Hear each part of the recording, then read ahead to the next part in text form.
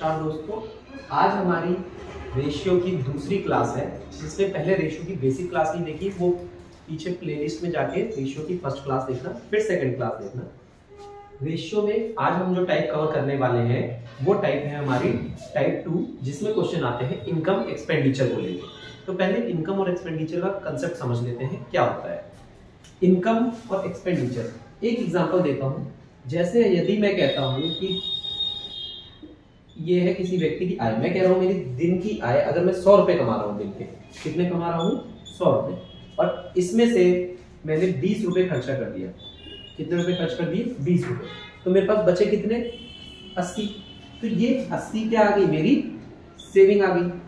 तो यहां से मुझे पता चला जब भी आय में से हम खर्चा घटाते हैं तो हमें क्या मिल जाती है? बचत यानी सेविंग मिल जाती है।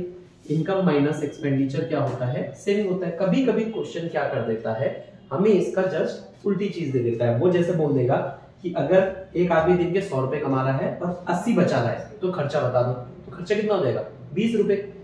तो मेरे को ये वाली चीज आसानी से समझ आती है। ठीक है, अब ये परसेंटेज में भी पढ़ा था हमने, लेकिन इसमें और इसमें क्या अंतर आ गया? यहाँ तो मैंने आपको क्लियर 100 रुपए बोल दिया, पर यहाँ पे इसने बोला है, जैसे एक क्वेश्चन है हमारे पास इनकम एक्सपेंडिचर का, उसमें वो कहता है दो लोग हैं जिनकी आय का अनुपात कितना है? 4:3। अनुपात में क्या अंतर आ जाता है ये देखते हैं।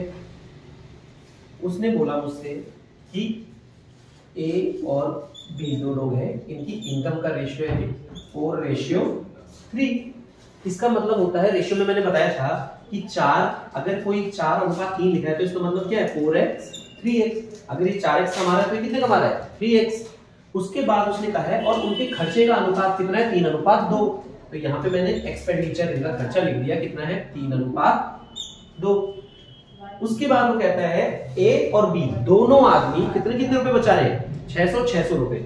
ये बोला है क्योंकि सेविंग ऑफ बोथ, दोनों आदमी कितना बचा रहे हैं? 600। इनकी सेविंग है 600 रुपए, ए कमाता बचा लेता है और 600 रुपए बी बचा लेता है। अब इस टाइप के क्वेश्चन को करने का एक बेसिक तरीका बताता हूं पहले, कि जिस तरीके से आपके क्वेश्चन करेंगे, ये मान के चलो जो बच्चे टाइप के हैं स्टूडेंट वो करेंगे, किड्स, जो बेसिक तरीका एक समझ बनाने के लिए पहले तरीका देख लेते हैं। अभी आपको मैंने बताया अगर एक आदमी 4x रुपए कमा रहा है, ठीक है, उसमें से 600 बचा रहा है तो खर्च कितने कर रहा होगा? 3, है ना। इनकम में से सेविंग घटा हुआ तो क्या मिल जाएगा? एक्सपेंडिचर। आपने कहा 4x में से अगर मैंने 600 घटा दिया तो मुझे क्या मिल जाएगा? एक्सपेंडिचर मिल जाएगा। आपने कहा मुझे एक्सपेंडिचर मिल जाएगा। ऐसी बात करते हैं बी की। बी कितने कमा रहा है? 3x। इसकी बचत 600 में से माइनस कर दूं तो एक्सपेंडिचर कितना है इसका? 2। ये आगे इक्वेशन बन गई हमारे पास। अब ये इक्वेशन बन चुकी है, इसको सॉल्व कर लेते हैं क्रॉस मल्टीप्लाई करके। 2 से 4 टाइम्स कितना हो गया? 8x माइनस 1200 बराबर 9x माइनस 1800। अब यहाँ पे ये प्लस का 8x है, इस साइड जाके क्या हो जाएगा? माइनस का 8x हो जाएगा। तो यहाँ पे जाके ये माइनस का 8x हो गया, तो कितना बचा? x। और ये माइनस का 1800 इधर जाके क्या बनेगा? प्लस का 1800। तो ये कुछ ऐसा लिखा जाएगा 1800 माइनस 1200, जो कि कितना आता है? 600। x की वैल्यू कितनी आ गई हमारी? 600 आ गई। अब मुझसे पूछा था कि उनकी इनकम बता दो इंडिविजुअली। मैंने कहा x की वैल्यू कितनी है? 600। तो आपने यहाँ पे 4 × 600 लिखा, कितनी आ गई? 2400। किसकी इनकम? ए की। बी की बात करूं तो 3 × 600 दैट इज 1800। ए कितने रुपए कमा रहा है? 2400। और बी कितने कमा रहा है? 1800। यही पूछा था क्वेश्चन ने, लेकिन ये तरीका हमें सिर्फ समझाने के लिए है। ये तरीका हमें एग्जाम में नहीं फॉलो करना है। हमने कंसेप्ट समझ लिया, अब इसको देखते हैं शॉर्ट तरीके से कैसे किया जाता है। यहाँ पे हम लिखेंगे इनकम, एक्सपेंडिचर और सेविंग। इनकम का रेशियो कितना दिया गया भाई? 4:3। खर्चे का 3:2। खर्चे का रेशियो है 3:2 और सेविंग है इनकी 600 रुपए। अब इस टाइप का जब भी क्वेश्चन दिखे ना एग्जाम में, क्या करना है? सीधा आर पार क्रॉस मल्टीप्लाई जिसे बोलते हैं। हमने क्या किया? ऊपर 1x नीचे 1x बनाया। अब 3 3 9, आपने बोला यहाँ पे आएगा ये 9, 4 2 8, तो बड़े में से छोटा नंबर माइनस कर देना। 3 3 9, 4 2 8। 3 × 600 1800 माइनस 2 × 600 दैट इज 1200। 9 - 8 कितना आता है? 1। 1800 माइनस 1200 कितना आता है 600। तो जो भी हमारा इस टाइप के तरीके करने बाद आएगा ना, तो इसका मतलब क्या हुआ, एक का मतलब कितना हो गया 600, एक का मतलब हो गया 600, एक का मतलब 600 है, तो 4 का मतलब कितना हो जाएगा 4 गुना 600 कितना आ गया 2400। तो ये कितना निकल के आ गया 2400, क्योंकि 4 गुना सीधा 600 कर दिया, और 3 का मतलब कितना आ गया 1800। क्या यहां से भी तो आंसर आया। अब बात आती है कि कोई बोलेगा हमें इसे रटना है क्या कि क्रॉस मल्टीप्लाई करना, नहीं, यही चीज आपने करी। एक चीज बताओ, यहां आपने क्या करा, 2 की गुणा 4 से करी, कितना बोल दिया 8, वही तो मैंने बोला आपको कि 2 की गुणा 4 से करो 8। 3 की गुणा हमने 3 से करी, कितना आया 9, तो वही तो मैंने बोला 3 की गुणा 3 से 9। तो ये बस गुणा को आसान बनाने का तरीका यहाँ लिखा गया है कि मुझे एक्स के झमेले में नहीं पड़ना। आज के बाद इनकम एक्सपेंडिचर का कोई भी सवाल आता है तो मैं सीधा सा ये हिसाब लगाऊंगा क्रॉस मल्टीप्लाई वाला, 4 टू 8, बड़े में से छोटा घटाए, 1 का मतलब इतना, तो फिर 4 का मतलब कितना और 3 का मतलब कितना। इसमें से बस एक चीज का खास ध्यान रखना, अगर मान के चलो जैसे तुमने बोला 1 का मतलब 600, क्वेश्चन कल को ये पूछ लेता उसका एक्सपेंडिचर बताओ, तो ध्यान रखना हम ये बिल्कुल नहीं कहते 1 का मतलब 600 तो 3 का मतलब 1800, तब ये नहीं करते। ये कब करेंगे हम, जब इनकम पूछी गई, जब एक्सपेंडिचर पूछे तो हमने क्या करना है, इनकम कितनी निकाल दी उसकी 2400 निकाल दी। अब एक आदमी 2400 रुपए कमा रहा है, जिसमें से 600 बचा के घर ले जाता है, तो खर्चा कितना हुआ, हाँ तो खर्चा तुमने निकाल लिया, एक्सपेंडिचर हो गया 1800 ए के लिए, ये ए का एक्सपेंडिचर है। बी की बात करता हूं, बी की इनकम कितनी है 1800, वो बचा कितने रहे 600, तो खर्चा कितना 1200 है ना, 1800 में से 600 खर्च बचा लिया तो कितना आया 1200, तो बी का खर्चा आएगा 1200। अब जो ये वाली टाइप है, इसमें एक चीज ध्यान रखना कि जरूरी नहीं है कि ये इनकम जब सेम बचा रहे हो, सेविंग सेम कर रहे हो, तभी ये तरीका लगेगा। अगर कल के दिन क्वेश्चन इस 600 की जगह मान के चलो मैं तुम्हें इसी क्वेश्चन में चेंज कर रहा हूं, अगर इसका स्क्रीनशॉट वगैरह लेना तो वो ले लो। हाँ, अब इस क्वेश्चन में मैं एक चीज चेंज कर रहा हूं कि अगर एक आदमी की पूरा क्वेश्चन सेम है, इनकम कितनी है 4:3, एक्सपेंडिचर कितना है 3:2, बस सेविंग चेंज कर रहा हूं। मैंने कह दिया ये तो 1000 रुपए बचा रहा है और ये मान लो 500 रुपए बचा रहा है, अभी भी क्वेश्चन में कुछ बदलाव नहीं आएगा। हम क्या करेंगे, इसको मिटाते हैं, ये तरीका ये है हमारा लेजेंड्स, ये उनके लिए। अब हमने देखा हमें क्या करना है, क्रॉस मल्टीप्लाई, 4 2 8, 3 3 9, 9 माइनस 8 बराबर 1। अब इनकी मल्टीप्लाई 3 into 5 1500, 2 into 1000 2000, 2000 में से 1500 गया दैट इज 500।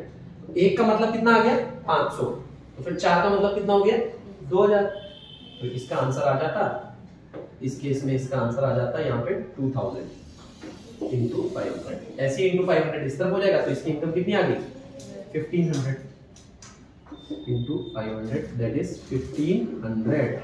क्या ये चीज बिल्कुल क्लियर है। अब आज के बाद इनकम एक्सपेंडिचर के सवाल आते हैं, हम इस तरीके से बनाएंगे। ये हमारी एक टाइप आ गई इनकम एक्सपेंडिचर की, इसमें बस अब वो इस 4 की जगह 6 8 बोल देगा, इसकी जगह कुछ और बोल देगा, लेकिन हमें तरीका पता चल चुका है, क्लियर है, ठीक है। अब आते हैं अपनी नेक्स्ट टाइप पे क्वेश्चन पे कि रेशियो में और कौन कौन से टाइप के क्वेश्चन आते हैं। नोट हो गया। अब हमारा अगली टाइप का क्वेश्चन है, इस क्वेश्चन को बड़े ध्यान से देखना। क्वेश्चन में क्या बोला है, दो नंबर का रेशियो 2:3 है। तो हमने क्या बोला, एक नंबर ए है एक बी है, इनका रेशियो कितना बोला है क्वेश्चन में 2:3 है। अब वो कह रहा है, पहले आपको तरीका बता रहा हूँ बिल्कुल बेसिक वाला, जो हमारे किड्स के लिए जो बिल्कुल अभी नया नया सीख रहे हैं। तो 2:3 है, इसमें उसने बोला अगर कोई नंबर रेशियो में होते हैं, ये बोल सकता हूँ 2x और 3x है, वो कहता है पहले में से 2 माइनस कर रहे हैं, पहले में से 2 घटाया जा रहा है, दूसरे में 2 जोड़ा जा रहा है। अब एक चीज बताओ, अगर मेरे पास 10 रुपए है, मैंने उसमें से 4 रुपए तुम्हें ले लिए, तो मेरे पास से 4 रुपए कम होंगे ना, और तुम्हारे पास क्या होंगे, उतने ही तो रुपए बढ़ेंगे जितने मैं दे रहा हूँ, 4 बढ़ जाएंगे। तो उसने कहा 2 घटाया, यानी 2x की मैं बात करूं, ये 2 नंबर 2 और 3 के रेशियो में इनको ऐसे लिखा जा सकता है ना, 2 और a रेशियो भी ऐसे लिख दिया। अब पहले से 2 घटाया गया और दूसरे को 2 दिया गया, तो रेशियो बदल करके कितना हो जाता है 1:2, कितना हो गया 1:2। अब यहां से क्रॉस मल्टीप्लाई, इस पूरे की मल्टीप्लाई 2 से और इसकी मल्टीप्लाई 1 से, तो 2 2 जा 4x माइनस 8 बराबर 3x प्लस 2। अब ये प्लस का 3x इधर जाके क्या बनेगा माइनस का 3x, तो कितना आ गया x माइनस का 8 उधर जाके प्लस का 8, ये प्लस का 8 बना तो कितना आ गया 10। x की वैल्यू कितनी आ गई 10। तो मुझे पता चल गया नंबर कितने हैं 20 और 30। तो मैंने कहा x की वैल्यू अगर 10 है तो इंटू 10 किया नंबर है 20 और x की वैल्यू 10 है तो इंटू 10 किया तो 30। क्वेश्चन ने मुझे कहा दोनों नंबर का सम बता दो, तो क्या पूछ रहा है 20 प्लस 30 कितना होगा 50 इसका आंसर है। सर 3x प्लस 2 क्यों किया है? ये 2 आया था।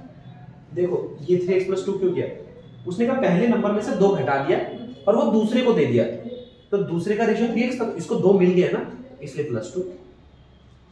जितना लिखा रहेगा वही लिखा। हाँ जैसे देखो इसने बोला पहले से 2 घटाया और किसको दे दिया दूसरे को 2 दे दिया, तो पहले के पास जितने भी रुपए रहे होंगे उसमें से कितने कम हो गए 2।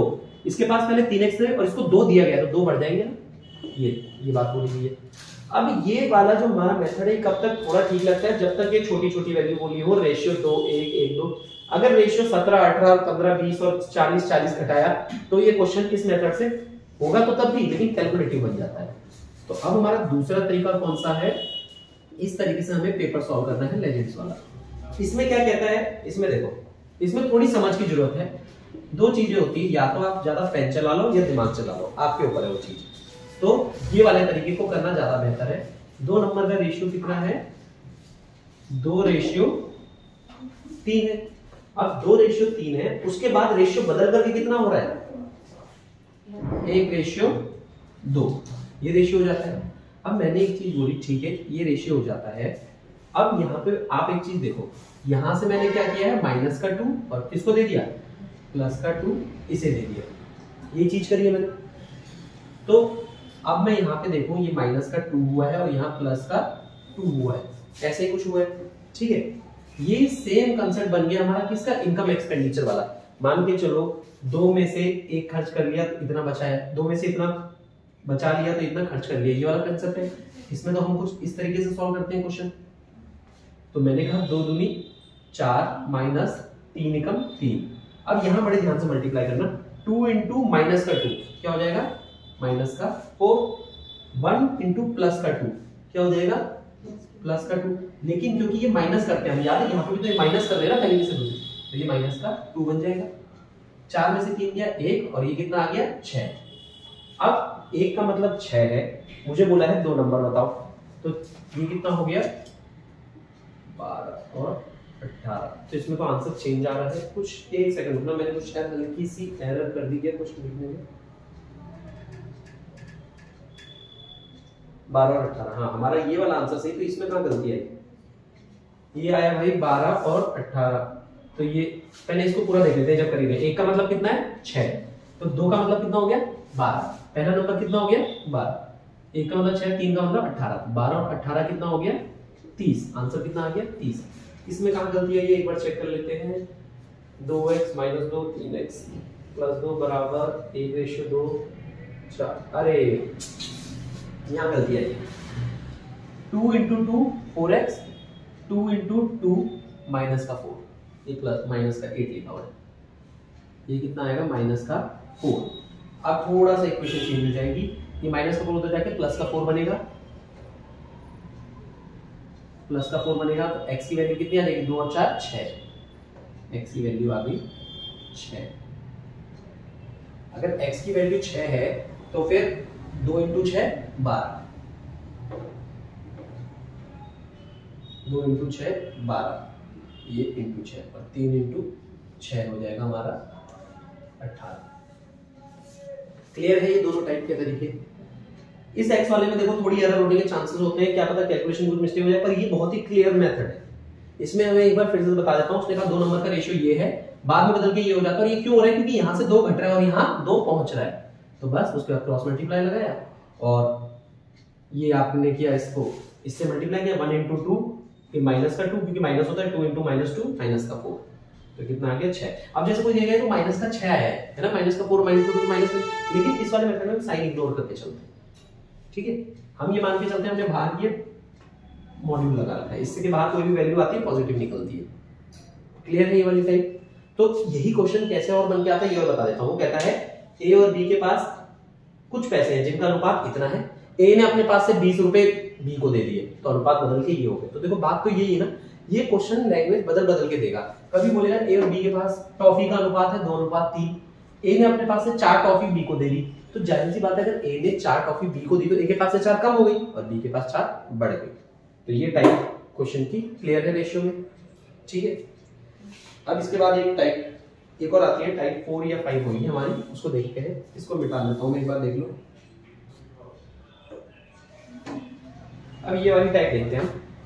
ये वाली टाइप क्वेश्चन मिल्क और वाटर वाली बहुत ज्यादा रेशियो में प्रचलित है और इस एसएससी बहुत फेवरेट टाइप है। ये क्वेश्चन बहुत बार पूछा जाता है।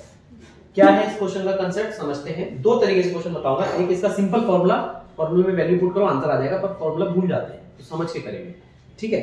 अब देखो पहले क्वेश्चन समझते हैं। वो कह रहा है एक बर्तन है जिसमें 81 लीटर का प्योर मिल्क है, ठीक है। मान के चलो ये बर्तन है मेरे पास, इसमें पूरा का पूरा दूध भरा हुआ है। उसके बाद वो कह रहा है उसमें से 1/3 भाग निकालकर उतना ही पानी डाला जाता है। मतलब इस बर्तन में से मैंने एक मग डाला, 1/3 दूध बाहर निकाल लिया। जितने का भी बर्तन है उसका 1/3 बाहर निकाल दिया। अब इसमें दूध कम हो जाएगा तो पता चल जाएगा घर वालों को, तो वापिस इसमें क्या डाल दिया, पानी। अब तो ये वापस पूरा भर जाएगा, लेकिन अब इसमें पूरा दूध बचा नहीं, दूध और पानी बन चुका है ये। उसके बाद इसी प्रक्रिया को कि 1/3 भाग दूध निकाल करके फिर पानी डालने वाली एक बार और दोहराया गया है। तो टोटल कितनी बार कर लिया ये काम हमने, 2 बार। एक बार पहले किया था और एक बार और कर लिया तो 2 बार। तो कह रहा है अब इस बर्तन में कितना दूध है और कितना पानी, इसका अनुपात बता दो। क्वेश्चन क्लियर हुआ। तो इस टाइप के क्वेश्चनों को कैसे करना है, शुरुआत में बर्तन की जितनी भी क्षमता होगी, जितनी का भी कैपेसिटी होगी, उसको हम लिख देंगे। बर्तन कितने लीटर का है, 81 लीटर का। अब उसने कहा है उसमें से, उसने बोला है उसमें से 1/3 भाग बाहर निकाल दिया। तो 81 का 1/3 कितना होता है, 81 का 1/3 ये बोला उसने। तो 3 से ये 27 बार गया, यानी 81 में से कितना दूध निकाल लिया हमने, 27। अगर मैंने ये रहा 81 लीटर, जितने लीटर, ये तो यहाँ पे क्या लिखना है, बर्तन जितने लीटर का है वो, फिर जितने लीटर दूध होगा उसमें 81 लीटर था, उसमें से 27 कितना निकाल दिया बाहर, तो बचा कितना होगा दूध उसमें। हम तो हमने देखा 81 में से 27 बाहर निकाला, तो अब बचता है 54। कितना बचता है, 54। तो मैंने कहा अब उस बर्तन में 54 लीटर दूध रह गया। ये कब हुआ, जब मैंने एक बार ये प्रक्रिया की। उसने कहा एक बार फिर इसी चीज को किया, तो मैंने एक बार फिर यही चीज कर दी। क्योंकि देखो जब मैंने इसमें से 1/3 दूध निकाला था कितना रह गया, 54। अब इसमें मैंने फिर उतना ही पानी डाल दिया, यानी फिर 27 लीटर पानी डाल दिया, तो फिर कितना हो गया बर्तन में, 81 हो गया। फिर 1/3 निकाल दिया, इसलिए ये 2 बार ऐसा हुआ। क्लियर है। तो अब जो ये निकल के आएगा ना, अब मेरे पास बर्तन में इतना दूध बचा हुआ है, ये करने से मेरे पास निकल के क्या आएगा, ये निकल के आएगा मिल्क रिमेनिंग, कितना दूध बचा हुआ है, बचा हुआ है 81 से 81 कैंसिल, 9 6 9 9 9 6 6 into 6 36। मुझे पता चल गया उस बर्तन में कितना लीटर दूध है, 36 लीटर। अब बर्तन टोटल 81 लीटर का था और बचा कितना है, 36। तो यानी कि बाकी का क्या हो गया, पानी। ये मिल्क और ये उल्टा मिल्क, तो उल्टा मिल्क कितना रह गया, 36 ये है तो 45, क्योंकि 36 + 45 81 होता है। 81 में माइनस, हाँ जी, क्योंकि देखो 81 लीटर का पूरा बर्तन है जिसमें अब 36 दूध रह गया, तो बचा हुआ कौन है, 45 पानी है। तो 9 से कितनी बार, 4 बार, 9 से 5 बार। तो अब उस बर्तन में दूध और पानी का अनुपात कितना है, 4:5। क्लियर है। अब इसका एक फॉर्मूला लिख देता हूँ, जो डायरेक्ट फॉर्मूला होता है वो लिख देता हूँ, कि अगर एग्जाम में ऐसे समझ नहीं आएगा तो ये है। इसको मैं एक्सप्लेन कर दूंगा क्या है, एक बार मैं पूरा लिख देता हूँ।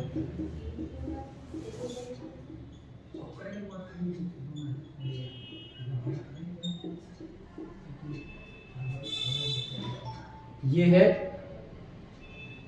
बचा हुआ निकालने के लिए, कितना बचा हुआ है, बचा हुआ ये लिखा हुआ मेरे फाइनल क्वांटिटी, कितना दूध बचा हुआ है वो निकालने के लिए। ये है शुरुआत में कितना था बर्तन में, शुरुआत में कितना था। टेकन आउट मतलब जितना बाहर निकाला है, टेकन आउट मतलब बाहर कितना निकाला, और इनिशियल तो लिख दिया। और एन का मतलब है जितनी बार प्रोसेस किया। अब देखो अगर इस फॉर्मूले के हिसाब से चलता मैं तो क्या लिखना पड़ता, फाइनल क्वांटिटी यानी बचा हुआ दूध निकाल लेना। तो इनिशियल क्वांटिटी कितनी थी 81 लीटर, तुमने लिखा 81 इनटू 1 माइनस टेकन आउट, कितना दूध निकाला था 1/3, 1/3 कितना होता है 27, तो मैंने कहा ये कितना है 27 और इनिशियली कितना था 81 और प्रक्रिया कितनी बार दोहराई गई, n का मतलब जितनी बार दोहराया गया 2 बार, तो हमने ये 2 लिख दिया। बस अब इसको सॉल्व करोगे तो वापस ये बन जाएगा 81, इसके एलसीएम में से माइनस करोगे तो 54/81 इनटू 54/81 वापस हो जाता है। तो फॉर्मूला थोड़ा सा कॉम्प्लिकेटेड लगता है बजाय समझ के करने के, तो इस तरीके से करना ज्यादा प्रेफर है इस वाले क्वेश्चन को। बस इस चीज का ध्यान रखना, जैसे मैंने बोला प्रोसेस एक बार और किया, कल के दिन हमने 2 बार और किया, तो टोटल कितनी बार हो गया 3 बार, तो यानी एक और बार मल्टीप्लाई कर देता हूं। ये वाली टाइप क्लियर है, ठीक है, इसको नोट कर लो, नेक्स्ट टाइप पे बढ़ते हैं। अब अगली जो ये वाली टाइप है कि रेशियो की बहुत फेमस टाइप है, जिसमें हम कहते हैं एक बैग में कुछ रुपए हैं जो कि 1 रुपए 25 पैसा 50 पैसा कभी 20 पैसा 10 पैसा के तौर पे सिक्के रखे गए हैं। तो उसमें बस एक चीज की नॉलेज चाहिए जो हम सबको बहुत कमाल की होती है, एक ही तो नॉलेज है हमें, किस चीज की, मैथ आए ना आए, इंग्लिश आए ना आए, पैसे के हिसाब में बड़े पक्के रहते हैं हम लोग। तो बस अगर वो हिसाब में पक्के हो तो भाई इस क्वेश्चन का जवाब तुम बड़ी आसानी से दोगे। मुझे एक चीज बताना, उसने बोला है 225 की जो धनराशि है, ये 225 की धनराशि एक बैग में है, 225 की धनराशि जो बैग में है ये किस तरीके से है, ये है 1 रुपए 50 पैसे और 25 पैसे के तौर पे। इसका मतलब क्या हुआ कि एक जो बैग है ना उसके अंदर जो कुछ तो 1 रुपए के सिक्के पड़े हैं, कुछ 50 पैसे के पड़े हैं, कुछ 25 पैसे के सिक्के रखे गए हैं। अब टोटल ऐसे मिला करके अगर मैं मिला दूं तो कितने रुपए बैग में 225 रुपए। तो मुझे जो ये रेशियो दिया गया है ना, ये वाला रेशियो, ये किसका दिया गया के रूप में, अगर कॉइन की संख्या का अनुपात ये है। संख्या का मतलब क्या हो गया कि यहाँ पे आप ऐसे करके लिखोगे इस टाइप के क्वेश्चन को, नंबर ऑफ कॉइन, जो 1 रुपए के कितने सिक्के बता रहा है वो 8, 50 पैसे के 5 और 25 पैसे के 3 सिक्के, ये हुआ सिक्कों की संख्या का अनुपात। मतलब उस बैग में 1 रुपए के अगर 8 सिक्के हैं तो 50 पैसे के 5 होंगे और 25 पैसों के 3 होंगे। उसके बाद मैंने कहा मुझे इनकी वैल्यू निकालनी है। वैल्यू का मतलब क्या हुआ, अगर मैं पूछता हूं मेरे पास 50 के 4 नोट पड़े हैं तो कितने रुपए हो गए, 50 के 4 नोट 200 रुपए हो गए। तो 200 रुपए उत्तर दिया, इसे वैल्यू बोलते हैं। तो मैंने कहा अगर 1 रुपए के 8 सिक्के हैं तो कितने रुपए हो गए, 8 रुपए हो गए। अगर 50 पैसे के 5 सिक्के हैं तो कितने रुपए हुए, 250 पैसे हुए, है ना, बिल्कुल सही बोला। 50 की गुणा इस 5 से करें कितना है 250, तो ये 250 तो पैसे आए हमारे पास, 250 पैसे आए। इसको मार्कर को चेंज कर देता हूं, 250 आए हैं पैसे, 250 पैसे। अब कभी भी पैसे को रुपए में बदलना होता है तो 100 का भाग लगाना पड़ता है, क्योंकि 1 रुपए में 100 पैसे होते हैं। तो 100 का भाग लगाया, 0 से 0 खत्म, 2.5 रुपए। कितने रुपए आ गए, 2.5 रुपए। तो मेरे पास 50 पैसे के कितने रुपए हैं, 2.5 रुपए। और 25 पैसे के 3 सिक्के पड़े तो कितने रुपए हुए, 75 पैसे। और 75 पैसे इसको भी आप रुपए में बदलोगे तो 75/100 यानी 0.75। क्या ये चीज आएगी। अब मैंने इन सबको क्या कर दिया, प्लस कर दिया, तो कितना आ गया, क्योंकि मेरे हिसाब से तो बैग में 8 रुपए ये हो गए, 2.5 रुपए ये हो गए और 0.75 ये हो गए, तो इन सबको प्लस कर लेते हैं। 10.5 और 10.5 में 0.75 और ऐड कर लो। आपने कहा जी 10.5 ये हो गए, अब इसमें ऐड किया तो 5 2 और ऊपर कितना आ गया 1 11.25, 11 रुपए 25 पैसे। मेरे हिसाब से मेरे पास बैग में बन रहे हैं 11 रुपए 25 पैसे, पर क्वेश्चन के हिसाब से कितने रुपए हैं टोटल बैग में, 225 रुपए। यानी जो मेरे हिसाब से 11 रुपए 25 पैसा बना, इनको मैंने ऐड कर दिया। सबको नीचे वाले को ऐड किया है। हाँ जी, इनको ऐड कर दिया। हाँ जी, 8 रुपए और 2 रुपए कितना हो गया, 10 रुपए। 10 रुपए 50 पैसा ही हो गया और 75 पैसा और डाल दिया तो कितना हो गया 11 रुपए 25 पैसा। तो मैंने कहा मेरे हिसाब से बैग में 11 रुपए 25 पैसे बन रहे, पर क्वेश्चन कह रहा नहीं भाई 225 है बैग में। उसने मेरे से क्या पूछा था, कौन से सिक्कों की संख्या बता दो, 1 रुपए की सिक्कों की संख्या बता दो। कितने 1 रुपए के सिक्के, 8, तो यानी 8 का मान जानना चाह रहा है कितना। तो या तो क्रॉस मल्टीप्लाई कर दो, चलो क्रॉसिंग कर दो, 225 गुना 8 बटे में 11.25, पॉइंट हटते ही 2 जीरो ऊपर आ जाएंगे। अब ये देखो 25 से कितनी बार जा रहा है, 9 बार। ये 25 से 4 बार और 25 से 5 बार। 9 से कितनी बार, 5 बार और 5 से 160 बार। तो 160 सिक्के हैं उस बैग में 1-1 रुपए के। अगर मुझसे वो पूछता 50 पैसे के सिक्कों की संख्या बताओ, तो मैं कहता 11 रुपए 25 पैसे बराबर 225, तो 50 पैसे के आगे क्या है 5, तो 5 का मतलब कितना, तो मेरा वो आ जाता। और 25 पैसे की पूछता तो 3 का। तो इस टाइप के क्वेश्चन में दो ही कंडीशन बन सकती है, वो बता देगा बैग में टोटल कितने रुपए पड़े हैं, तो सिक्कों की संख्या का अनुपात देगा, मैं उसको रुपए में बदल दूंगा। अगर वो टोटल सिक्कों की संख्या बताएगा तो वैल्यू का अनुपात देगा, उसको मैं सिक्कों में बदल दूंगा। बस यही दो टाइप बनेंगी इस टाइप में। क्लियर है ये चीज? ठीक है। अब जो ये नेक्स्ट क्वेश्चन है, रेशियो का बहुत शानदार क्वेश्चन है। ये क्वेश्चन वैसे तो बहुत लंबा बनता है, लेकिन रेशियो की मदद से हमें बहुत छोटा बन जाएगा। कैसे? अगर मैं आपको इसको करके दिखाऊं, पहले क्वेश्चन समझाता हूं क्या कह रहा है। वो कह रहा है उसके पास 94 रुपए थे, मान लो 94 रुपीज है। इसको मैंने दो पार्ट में बांट दिया, ठीक है। और किस तरीके से बांटा है कि जो मैंने पहला पार्ट किया होगा उसका 1/5 पार्ट, उसका 1/5 पार्ट, और दूसरे पार्ट का 1/8 पार्ट। इन दोनों का रेशियो कितना है? 3:4 है। एग्जांपल देके समझाता हूं, ऐसे समझ नहीं आ रहा होगा। 94 है, इसको दो पार्ट में बांटा है मैंने, तो अभी मैं अपनी मर्जी से मान रहा हूं कितने कितने में बांटा है कि तुम्हें समझ आ पाए। तो मुझे 1/5 निकालना, तो मैंने कह दिया पहले को मान लो 20 रुपए, पहले आदमी को कितने दे दिए 20, तो दूसरे आदमी के लिए कितने बचे? अगर 94 में से 20 दे दिए 74 बचे। तो वो ये कह रहा है क्वेश्चन कि पहले का 1/5 भाग, यानी पहला जो पार्ट है इसका कितना भाग? 1/5 भाग, जो कि कितना आता है 4, और दूसरे का 1/8 भाग, यानी इसको जब काटोगे जो भी आएगा, इन दोनों का जैसे मान के चलते हैं 8 कुछ 9 पॉइंट कुछ आएगा, इन दोनों का रेशियो कितना है? 3:4 है। तो कह रहा है ये पहला वाला पार्ट बताओ। अब क्वेश्चन समझ आया? अब देखो ये क्वेश्चन वैसे तो बहुत टफ बन जाएगा अगर मैं इसको क्वेश्चन को बिल्कुल बेसिक से मान के चलता हूं कि 94 है, एक को x पार्ट दिया तो दूसरे के लिए बचा 94 माइनस x, ऐसे। अब उसने कहा है पहले का 1/5 पार्ट, यानी इसका 1/5 और दूसरे का 1/8 पार्ट। ये किस रेशियो में है? 3:4 में है। अगर इसको लिखूंगा तो कुछ ऐसा लिखा जाएगा, ये x/5 अपॉन में ये इससे जा रहा है, नहीं जा रहा है, तो ये कैसे में जाएगा? इसको पूरा ही लिखना पड़ेगा 94 माइनस x अपॉन में 8। ये हो गया रेशियो, पहला पार्ट रेशियो, दूसरा पार्ट। ये किसके बराबर है? 3/4। तो अब तुम देख रहे हो कितनी लंबी इक्वेशन बनेगी इसकी। तो इसको इस तरीके से नहीं करना है, ऐसे नहीं करना है। इसको सॉल्व करोगे तो अपने आप आंसर आ जाएगा। लेकिन हम इस क्वेश्चन को कैसे बनाएंगे, ये है बेसिक से जिसको बनाना, उसके बाद कुछ नहीं करना, बस इसको ऊपर ले जाना, ये उल्टा हो जाएगा और क्रॉस मल्टीप्लाई कर देना, ठीक है। ये करके बताना है, कर लोगे ना? ठीक है। अब देखते हैं इस क्वेश्चन को बनाएंगे कैसे। मैंने कहा 94 को दो पार्ट में डिवाइड किया है, मैं मान लेता हूं एक पार्ट x है, दूसरा पार्ट y है।